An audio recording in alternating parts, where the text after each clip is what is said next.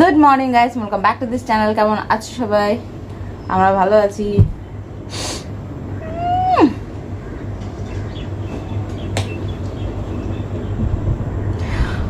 কি হাওয়া দিচ্ছে শোনা। তো ভাত হয়ে গেছে, এই যে চা নিয়ে বসলাম একটু। আর দেখো কটা বেজে গেছে, 8:10 হয়ে গেছে। এখনো রান্না বান্না কমপ্লিট হয়নি। আমার ঘর ঝাড়া মোছা করতে হবে।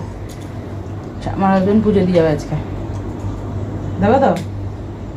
হ্যাঁ বোবা, ঠান্ডা হয়ে গেল আমার চা। শাক ধুতে গেছিলাম, আজকে শাক বানাবো, কলমি শাক নিয়ে এসেছিলাম সে। আর তোমার পটল আলু তরকারি করবো, দুবেলার করে নেবো। আর ব্রেকফাস্টে কী খাবে না? হ্যাঁ না, অত খাই না, প্রতিদিন খাই না। এবারে টানা কদিন চললো আলু ভাজা, ওনার প্রতিদিন আলু ভাজাই চাই। নিয়ে এসো, বাইরে দিয়ে নিয়ে আসবে না, বানো পাস্তা বানো। নিয়ে এসো, কিনে আনো।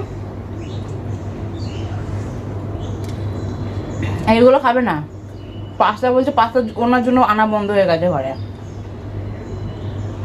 খায় না বলে। নাটক। বাইরে সকাল থেকে বৃষ্টি পড়ছে। কখন থেকে পড়ছে গো বৃষ্টি? 7 তারিখ স্টার্ট হলো।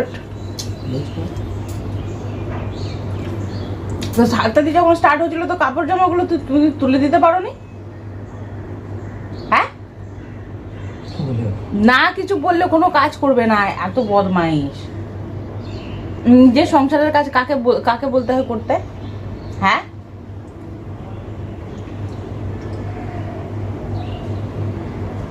চলো এখন থেকে ব্লগটা স্টার্ট করলাম। কি হয় কি জানি, তোমাদের সাথে শেয়ার করবো সাথে সাথে।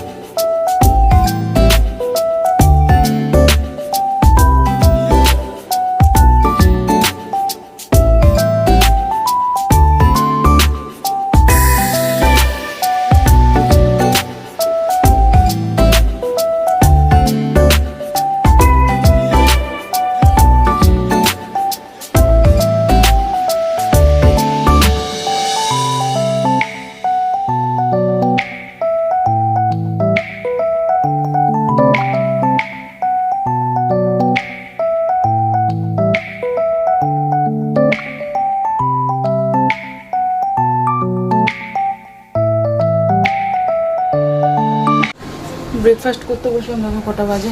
আমার হাজবেন্ড একটু আগে গেল। আর কি বলে, আজ সকালবেলায় কী সব বলছেন, মানে কি বলবো, বললাম ভুলেও গেলাম তো বাবা। তো সব কাজবাজ কমপ্লিট হয়ে গেছে। আমি বাসন কুসন খালি ধোবো, খাবার দাবার খেয়ে দে। ভিডিও এডিট হয়ে গেছে আমার, মানে ভিডিও এডিট হয়ে গেছে, খালি জাস্ট খেয়ে একটু খাবো, যতক্ষণ একটু ফোন ঘাটবো, তো ততক্ষণের জন্য। তারপরে এই ভিডিও এক্সপোর্টে দেবো, কালো কালো লাগছে, ভিডিও এক্সপোর্টে দেবো। আর তারপরে কি বলে, ভিডিও আপলোডে দিতে হবে তাড়াতাড়ি, নাহলে ওই আপলোড হতে 3-4 ঘন্টা লেগে যায়।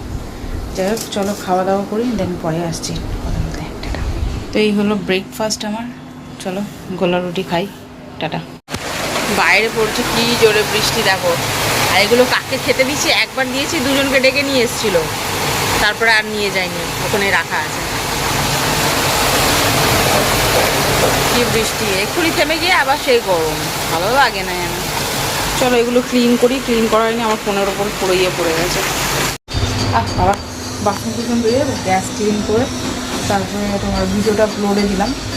আর ওই যে কিচেনের সাথীগুলো দিয়ে দিয়েছি, কারণ আগামীকাল ওই নিরামিষ খাবো তো, প্রপার নিরামিষ, ওই জন্য বের হয়ে দিয়েছি।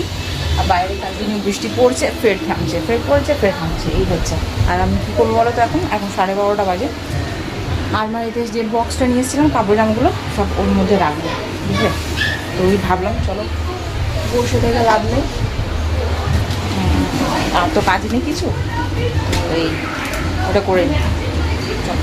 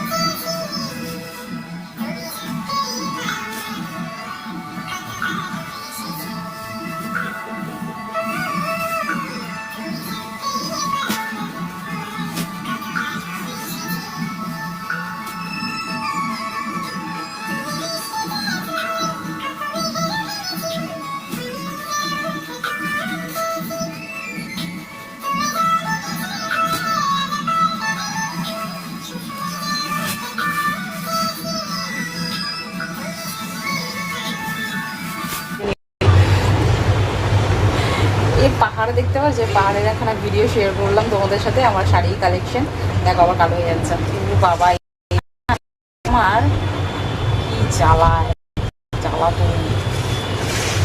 তো এইগুলো ইয়ে করলাম, চলো এবার গুছাই এগুলো, বুঝলাম? না গুছালা হবে না, পড়া লাগবে না।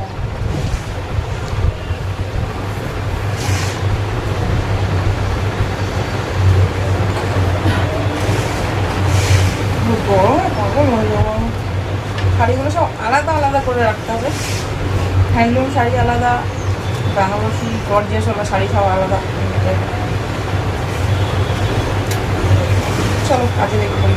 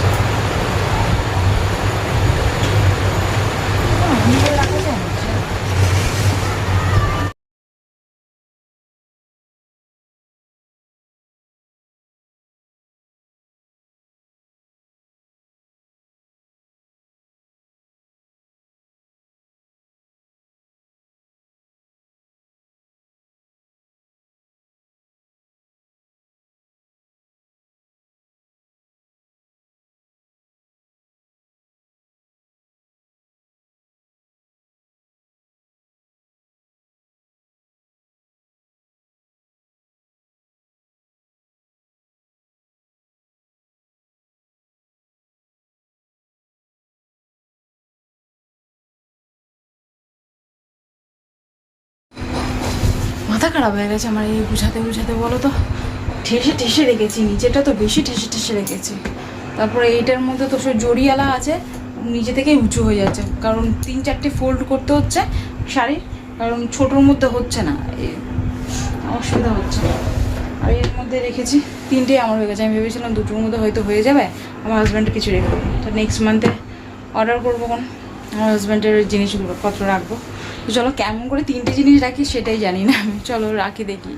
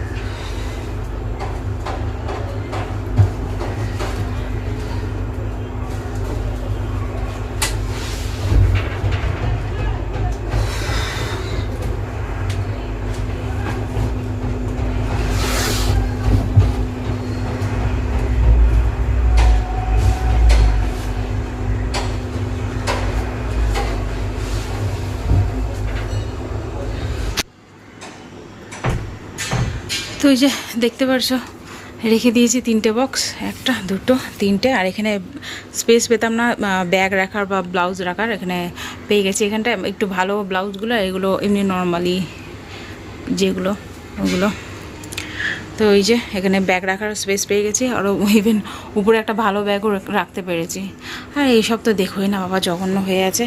এইগুলো যতবার আমি ঠিক করি ততবার এমনি হয়ে যায়, তো আমার কিছু করার নেই। যতক্ষণ না বক্স কিনছি কিচ্ছু হবে না আমার হাজব্যান্ডের ওই এই ফ্লোরটা থাকে, আমার এখানে ফ্লোর থাকে। বেকার দেখে কোনো লাভ নেই, চলো বন্ধ করে দিচ্ছি।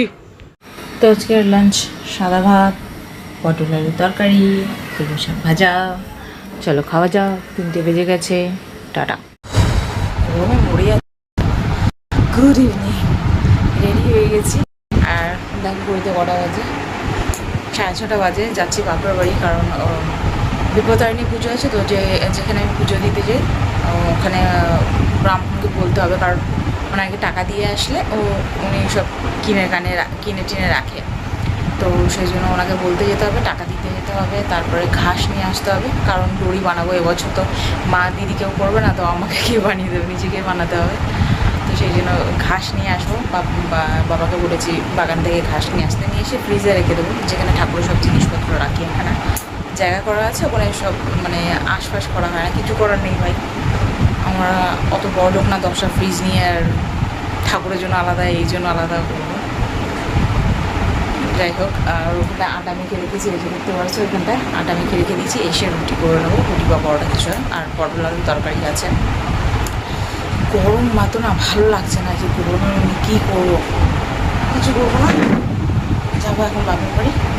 আর আগামীকাল রথ আছে, আগামীকালই যেতাম, রথ আছে তো আমার বাপের বাড়ি দিকে রথ বসে, এত ভিড় হয় আর গাড়ি চলাচল বন্ধ হয়ে যায়। তো সেই জন্য যাওয়া হবে না। আমাদের এখানেও মেলা বসবে, দেখি আমার হাজব্যান্ড যদি নিয়ে যেত, ওনার পুরো ভরসা নেই, আমার নিয়ে যেতে চায় না আমাকে কোনো মেলা ঠেলায়। তো এই আর কি। তো চলো তোমাদের সাথে পরে কথা হবে, যাই বাপের বাড়ি গিয়ে কাজগুলো সেরে আসি, হয়ে আসছি, ঠিক আছে।